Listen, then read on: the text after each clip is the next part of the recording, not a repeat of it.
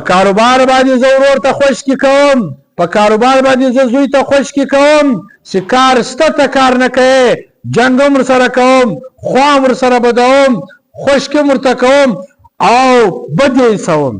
لیکن چې کله د لمانځه لمر راسي بیا نو الله دې هدایت ورته وکړي، بیا خالي دغه الفاظ وایي الله دې هدایت ورته وکړي چې الله یې ورونه شي موږ یې نسو ورښولی.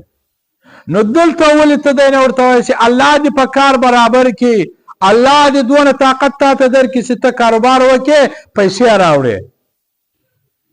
دلته خو تل تر لرګي لاندې شې، لرګی دې په لاس کې درېږې نه، خپل زوی کور ته نه پرېږدې چې ګټه نه درته راوړي، چې کاروبار نه کوي، له زوی سره سم خوراک نه کوي، سمه خبره نه کوي، لیکن د لمانځه په وخت کې الله دې ور وشي.